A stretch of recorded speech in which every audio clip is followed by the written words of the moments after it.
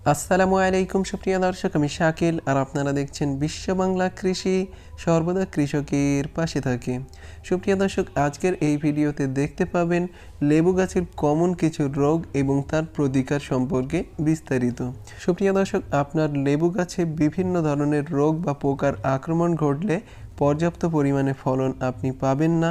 আর পর্যাপ্ত পরিমাণে যদি ফলন পেতে হয় তাহলে এই রোগ বা পোকার আক্রমণ দূর করতে হবে এবং এই ভিডিওটি আপনারই জন্য। অবশ্যই আপনি এই ভিডিওটি শেষ পর্যন্ত দেখবেন।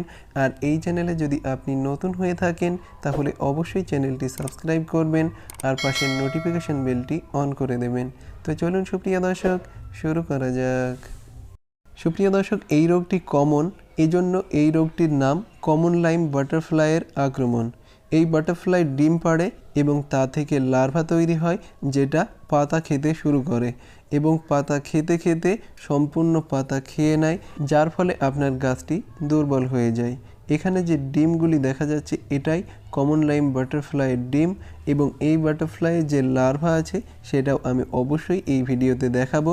আর আপনার কাছে যদি কমন লাইম বাটারফ্লাইয়ের ডিম দেখতে পান তাহলে এই ডিমগুলি সংগ্রহ করে নষ্ট করে দেবেন আর আপনার গাছটিকে খুব ভালোভাবে লক্ষ্য রাখবেন। এই ধরনের সমস্যা দেখা দিলে সঙ্গে সঙ্গে এই সমস্যার সমাধান করতে পারবেন। এবং ডিম থেকে যদি লার্ভায় পরিণত হয় তাহলে লার্ভা দেখতে ঠিক এমন হবে এবং এই লার্ভার আক্রমণ যখন আপনারা দেখতে পাবেন তখন আপনারা যে কোনো একটি কীটনাশক প্রয়োগ করতে পারেন। যদি রাসায়নিক প্রয়োগ করেন তাহলে ক্লোরোফাইরিফস জাতীয় কীটনাশক প্রয়োগ করতে পারেন বা সাইফারমেথ্রিন গ্রুপের কীটনাশক আপনারা প্রয়োগ করতে পারবেন। আর যদি জৈব পদ্ধতিতে এই সমস্যার সমাধান করতে চান তাহলে সাবান পানিতে গুলে গাছে স্প্রে করতে পারেন বা নিম তেল গাছে প্রয়োগ করতে পারেন এই সমস্যার সমাধান। আর এই কেরাটি অবশ্যই আপনারা দেখতে পাচ্ছেন, এর জীবনচক্রটি আমি ডিসপ্লেতে দিয়ে দিচ্ছি, আপনাদের বুঝতে সুবিধা হবে। এরপরে যে রোগটি দেখতে পাচ্ছেন এটা লেবু গাছের কাণ্ড ছিদ্রকারী পোকার আক্রমণ।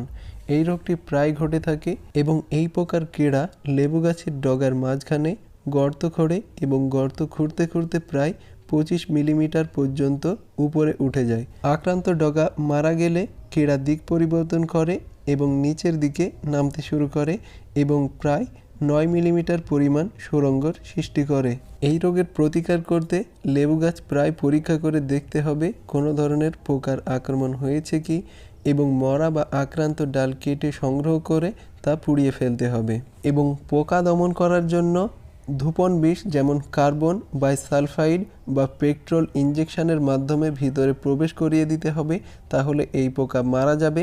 আর যদি আপনি রাসায়নিক কোনো কীটনাশক ব্যবহার করতে চান তাহলে প্যারাডাইক্লোরোবেনজিন গ্রুপের কীটনাশক যদি ঢেলে দেন তাহলে এই পোকা মারা যাবে। আপনি যদি নিয়মিত নিম কীটনাশক প্রয়োগ করেন তাহলে এ ধরনের সমস্যা একদমই আর দেখতে পাবেন না।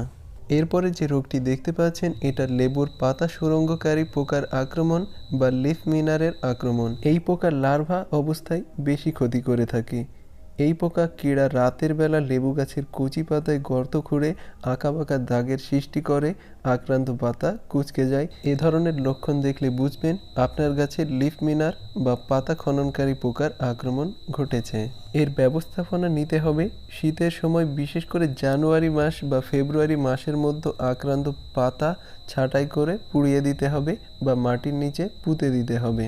এবং প্রতি লিটার পানিতে 120 মিলি নিম খৈলের নির্যাস বা নিম তেল মিশ্রিত করে আক্রান্ত গাছে ভালোভাবে পাতা ভিজিয়ে দেবেন। এ ধরনের সমস্যা দূর হয়ে যাবে।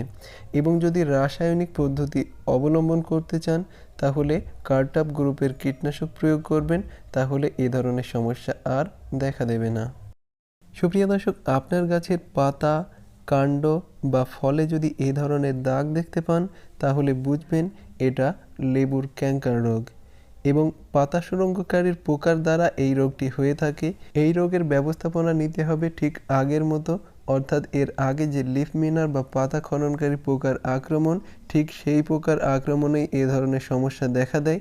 আপনারা অবশ্যই একই ধরনের ব্যবস্থাপনা নেবেন, তাহলে আর এই সমস্যা দেখা দেবে না। সুপ্রিয় দর্শক, এখন যে রোগটি দেখতে পাচ্ছেন এটা লেবু গাছের গ্রিনিং রোগ। এটা কমলা, মাল্টা এবং লেবু গাছেও দেখা দিতে পারে। সাইলিড পোকার দ্বারা এই রোগটি বিস্তার লাভ করে এবং এখানে যে কমলা গাছে আক্রমণ করেছে এর রাসায়নিক দমন করতে হবে। রাসায়নিক দমন হচ্ছে মে থেকে অক্টোবর মাস পর্যন্ত প্রতি মাসে একবার ইমিডাক্লোরোপিড জাতীয় কীটনাশক স্প্রে করতে হবে লিটারে 1 ml করে। এবং অবশ্যই আপনার ক্ষেত্রকে পরিষ্কার পরিচ্ছন্ন রাখতে হবে। পাশে যদি কামিনী ফুল গাছ থাকে তাহলে অবশ্যই কামিনী ফুল গাছেও ইমিডাক্লোরোপিড স্প্রে করতে হবে। সুপ্রিয় দর্শক, পরবর্তী ভিডিওতে লেবু গাছের আরও কয়েকটি রোগ সম্পর্কে বিস্তারিত আলোচনা করব। আর এই ভিডিওটি আশা করি আপনাদের ভালো লেগেছে। ভিডিওটি ভালো লাগলে অবশ্যই লাইক করবেন এবং বিশ্ব বাংলা কৃষি চ্যানেলটি সাবস্ক্রাইব করতে মোটেও ভুলবেন না। সুপ্রিয় দর্শক, ধৈর্য ধরে এই ভিডিওটি শেষ পর্যন্ত দেখার জন্য আপনাকে অসংখ্য ধন্যবাদ।